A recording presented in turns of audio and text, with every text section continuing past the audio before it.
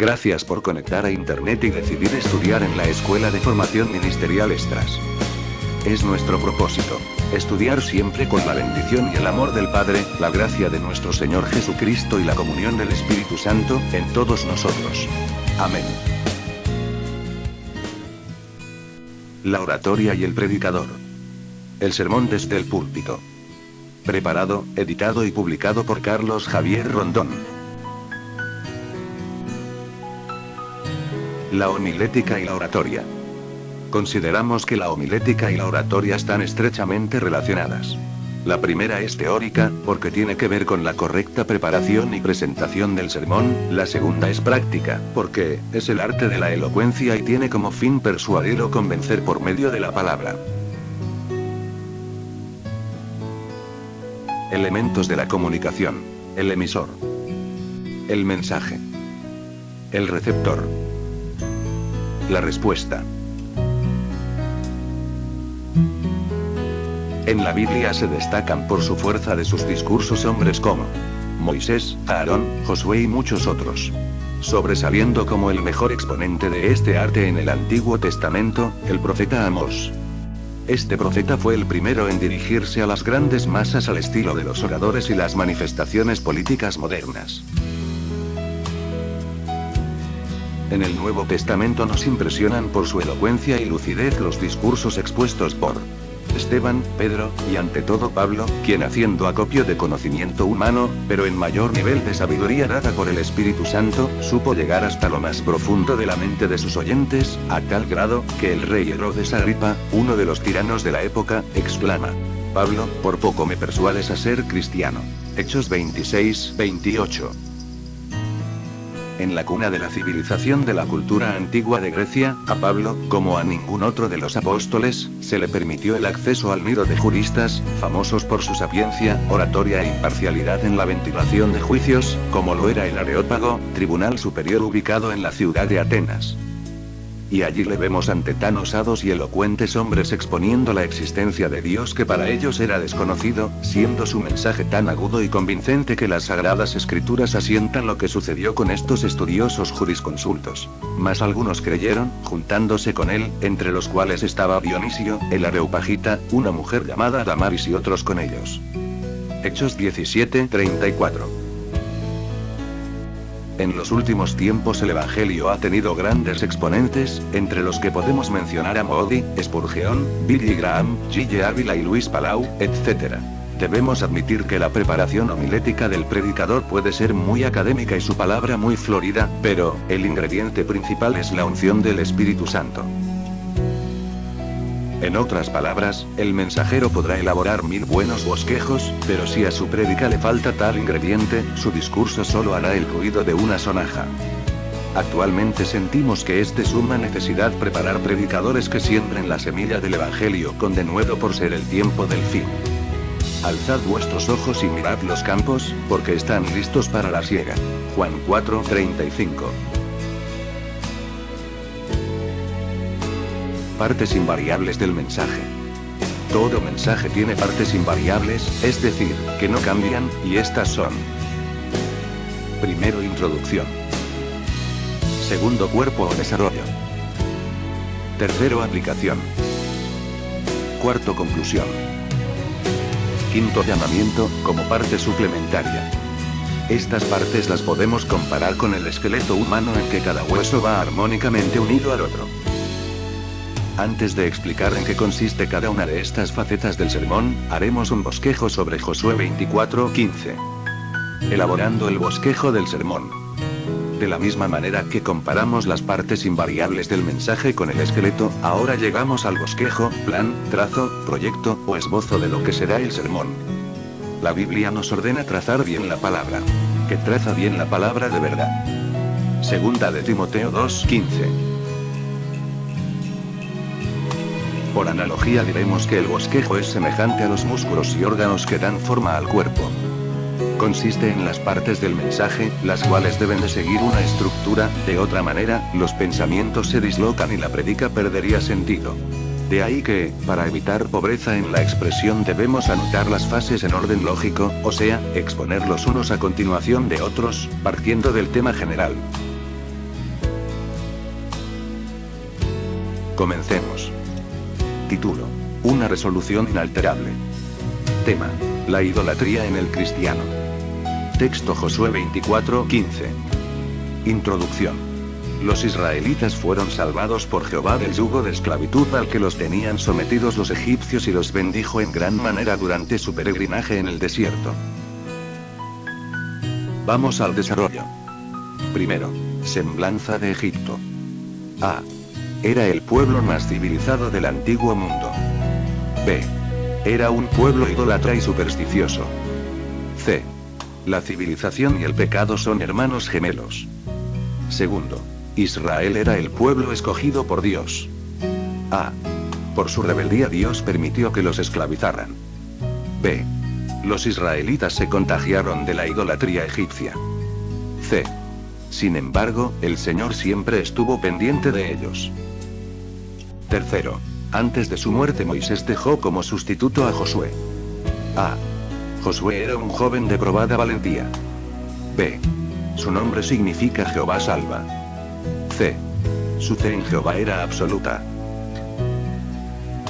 Cuarto, los creyentes debemos amar a Dios como Josué. A.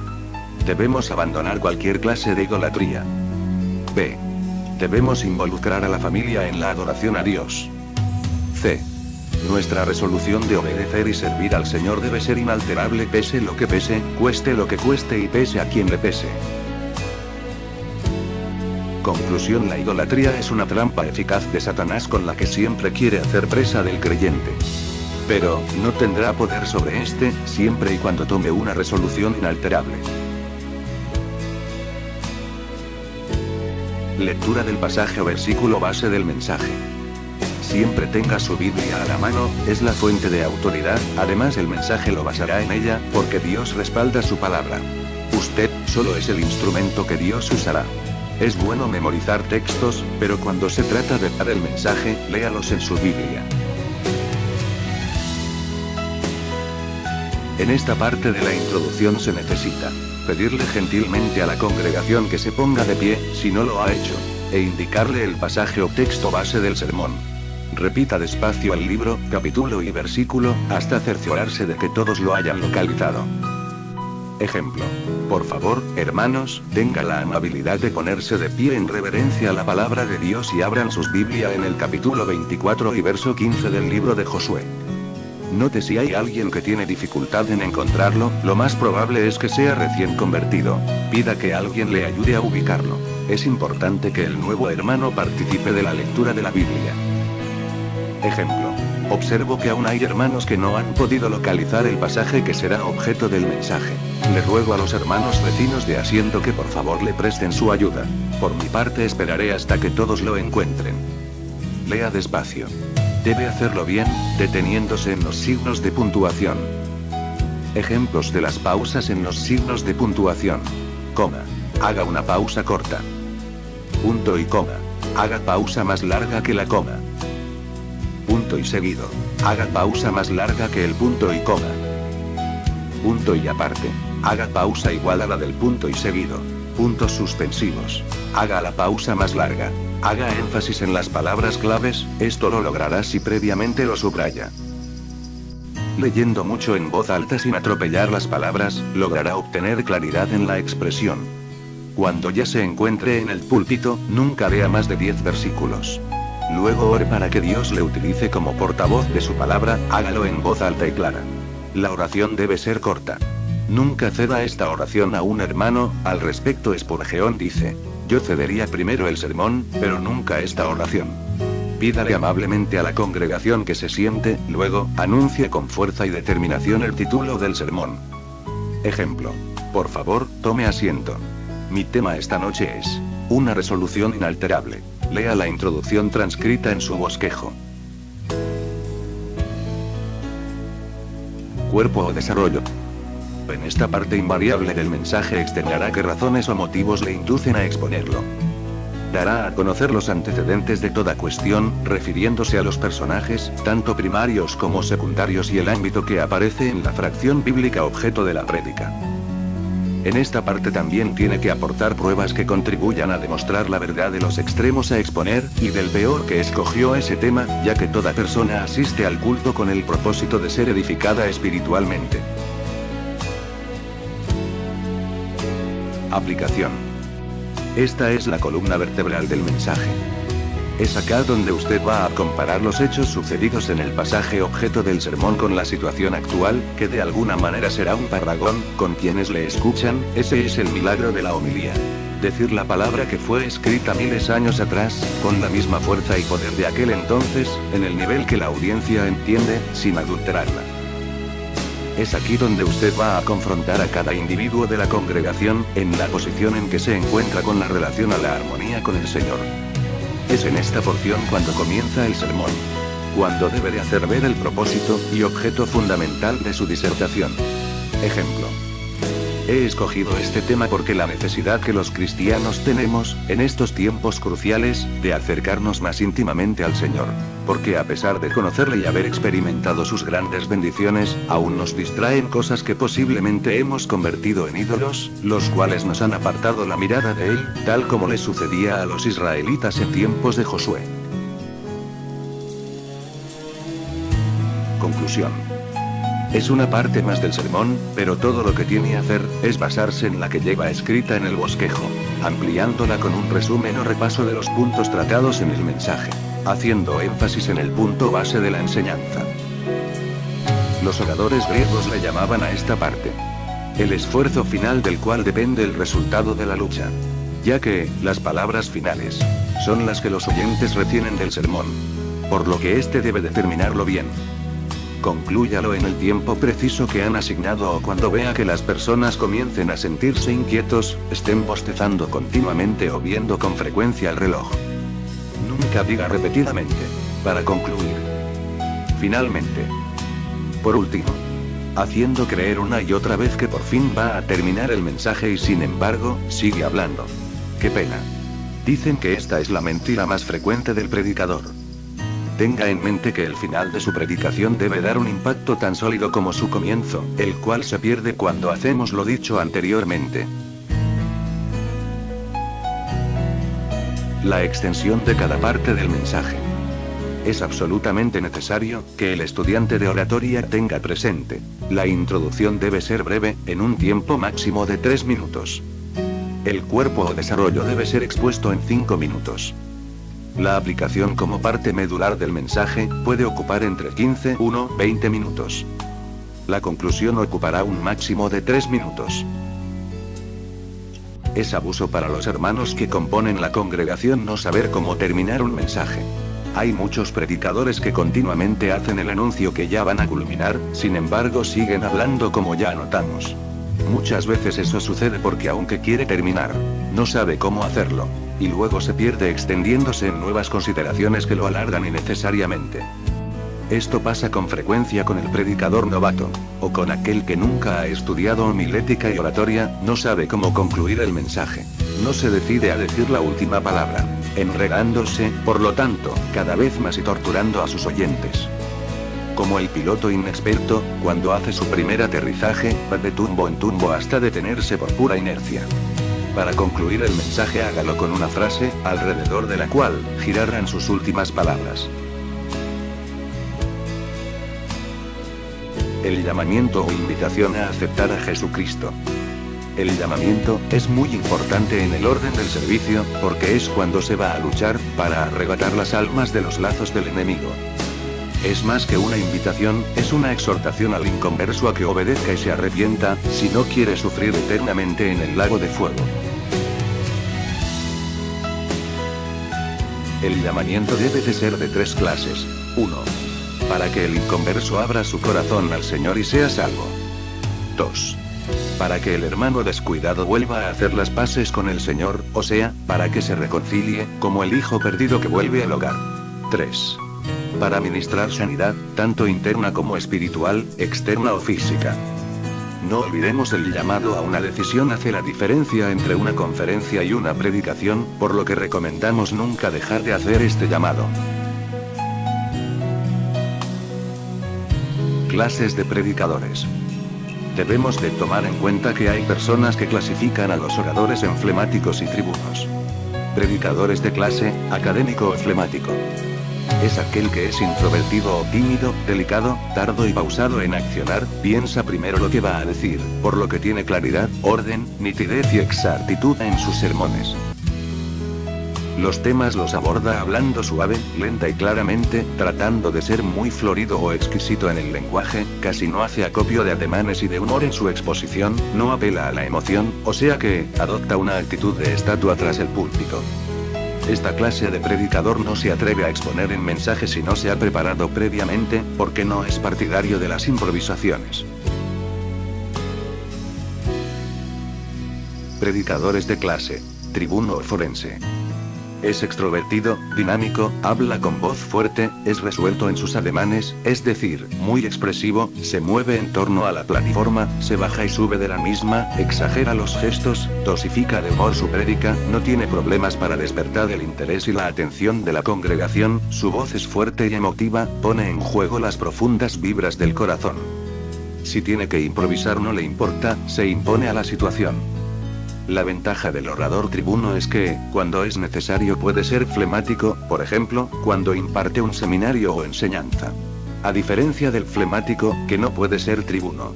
Sin embargo, debemos de dejar claro que ya sea el predicador flemático o tribuno, no debe de dejar de estudiar, además, poses y aptitudes a emplear cuando esté en acción, las cuales, veremos más adelante. Cualidades del predicador. Cualidad de originalidad. El predicador debe ser original, no imitador, sino que debe de tener su propio estilo. No necesita copiar a otro orador ni en la voz ni en la mímica, porque se despersonaliza, perdiendo su individualidad y su propia manera de ser. Recuerde que Dios lo llamó a usted. Quiere usarlo como usted es, con sus propias características. Por lo tanto, sea original. No imite a nadie. Cualidad de verdad.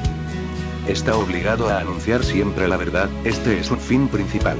La Biblia es la verdad absoluta. Porque mi boca hablará verdad, y la impiedad abominan mis labios. Proverbios 8:7. El que habla verdad declara justicia, mas el testigo mentiroso engaña. Proverbios 12:17. Procura con diligencia presentarte a Dios aprobado, con obrero que no tiene de qué avergonzarse, que traza bien la palabra de verdad. Segunda de Timoteo 2:15. Verdad que debe exponer con elegancia y elocuencia. Neftalí, cierva suelta, que pronunciará dichos hermosos.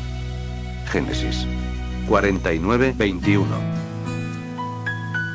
Manzana de oro con figuras de plata es la palabra dicha como conviene. Proverbios 25:11. Cualidad de sinceridad. Este vocablo tomó su nombre de los términos sincera. Si recordamos, los actores de la Grecia antigua para lograr bien sus caracterizaciones en el teatro, usaban máscaras, confeccionadas de cera con dos propósitos. El primero para hacerse oír a través de la acústica, que se alcanzaban al usarlas. Y en segundo lugar para representar al personaje que les asignaban. De ahí que, cuando se tenía duda acerca de la actitud de una persona se le preguntaba: ¿eres una persona sincera? En otras palabras, ¿dices la verdad o estás fingiendo? La verdad es que de nada sirve que un predicador tenga los atributos de elocuencia, entonación en la voz y claridad de pensamiento si carece de sinceridad. Un mensaje predicado por un orador falso, que no viva lo que predique, jamás podrá convencer a los que les oyen. No es cuestión de hagan lo que yo digo, no lo que yo hago. Desde que el estudiante se prepara en homilética y oratoria, debe ser sincero y vivir al tenor de la palabra de Dios, es decir, dentro de la verdad y la justicia. Su sinceridad logrará que su expresión sea brillante y atractiva. El escritor William Shakespeare decía: por encima de todo, sé sincero contigo mismo. Job 33:3 dice: mis razones declaran la rectitud de mi corazón y lo que saben mis labios, lo hablarán con sinceridad. Segunda de Corintios 2:17 dice: pues no somos como muchos, que medran falsificando la palabra de Dios, sino que con sinceridad, como de parte de Dios, y delante de Dios, hablamos en Cristo. Cualidad de honradez. El predicador debe tener un alto concepto de las cualidades morales, debe ser moral en el fondo, decente y honrado, no debe tener actitudes o intereses mezquinos.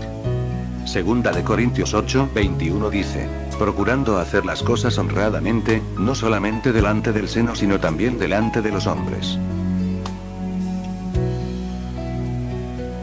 Cualidad de moral. Debe tener sumo cuidado en el trato con el sexo opuesto. Tiene que ser atento y cortés con las damas, pero, guardando las distancias. Si es casado, debe de tener un alto concepto del matrimonio, y mantener a sus hijos en sujeción. Ser un buen sacerdote en la iglesia grande y en la pequeña. Cuando hacer visitas debe ir acompañado de su esposa. Si es soltero debe de ir con otro hermano. Si es soltero debe tener sumo cuidado en la elección de su futuro cónyuge, ya que lo será también de su ministerio. Después de aceptar a Cristo, esta es la decisión más importante de la vida. No debe casarse antes de tiempo y pídale al Señor la dirección divina en la elección de su compañero o compañera. Segunda de Corintios 6:14 al 15 dice, no os unáis en yugo desigual con los infieles, porque qué compañerismo tiene la justicia con la injusticia, y qué comunión la luz con las tinieblas, y qué concordia Cristo con Belial, o qué parte el creyente con el incrédulo. Cualidad de estudio. El predicador tiene que ser estudioso. Sus mensajes deben ser fruto de una preparación intelectual cuidadosa. Si no predica bien, es porque no estudia esmeradamente y pronto llegará al fracaso por predicar naderías. El predicador que se cree un sabelotodo y no estudia se engaña a sí mismo. Tiene que hacer de los libros sus amigos, es bueno que tenga una biblioteca, pero su Biblia debe ocupar el primer lugar. Pablo nos da un ejemplo al respecto. Trae, cuando vengas, el capote que dejé en Troas en casa de Cartó, y los libros, mayormente los pergaminos. Segunda de Timoteo 4:13. Cualidad de oración. El intérprete de la palabra de Dios debe orar mucho más que el cristiano, porque este es el secreto de su éxito. Lutero decía, mientras más ocupado estoy más tengo que orar. Requiere orar, porque necesita poder sobrenatural para hacer la obra de Dios. El mensaje que dará lo recibirá en la presencia de Dios, esto significa que en cualquier lugar debe estar en contacto con Él. En la casa, en la calle, en el carro, en el trabajo, etc. Ora a tu Padre que está en secreto y tu Padre que te ve en lo secreto te recompensará en público. Mateo 6:6. Y nosotros persistiremos en la oración y en el ministerio de la palabra. Hechos 6:4. Cualidad de finanzas. El mensajero debe de ser un buen administrador de su dinero, jamás gasta más de lo que recibe. Debe separar el diezmo del Señor de cada ingreso. Malaquías 3:10. Otra cosa importante es que cuando el mensajero se dedique a tiempo completo al Evangelio, no debe involucrarse en negocios seculares. El predicador no es comerciante. El que quiere dedicarse de lleno a predicar y hacer negocios va a fallar en el trabajo espiritual. El deseo de hacer negocio, con el fin de enriquecerse, ha matado la vocación de más de un predicador. Si vive del púlpito no evalúa económicamente su mensaje, estos se externan con el propósito ya enunciado anteriormente. Además de que, lo que le dejen de dar en una iglesia, el Señor se lo proveerá en otra. Cualidad de lealtad. El predicador debe estar sujeto a un pastor. No concebimos mensajeros independientes, tienen que estar bajo cobertura pastoral y ser íntegro a la iglesia a la que pertenece. Obedeced a vuestros pastores, y sujetaos a ellos. Porque ellos velan por vuestras almas, como quienes han de dar cuenta. Para que lo hagan con alegría, y no quejándose, porque esto no es provechoso. Hebreos 13:17. Cualidad de puntualidad. Sea puntual en todos sus compromisos. Llegue 5 minutos antes a su cita, es preferible esperar y no que lo esperen. Además de ser falta de seriedad y formalidad. Esta cualidad la encontrará con más detenimiento en otro capítulo.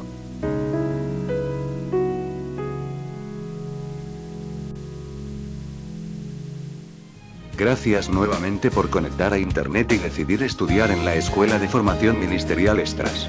Que la gracia, paz y amor de nuestro Dios Padre, de nuestro Señor y Salvador Jesucristo y del Espíritu Santo nuestro Consolador, sean con todos ustedes. Amén.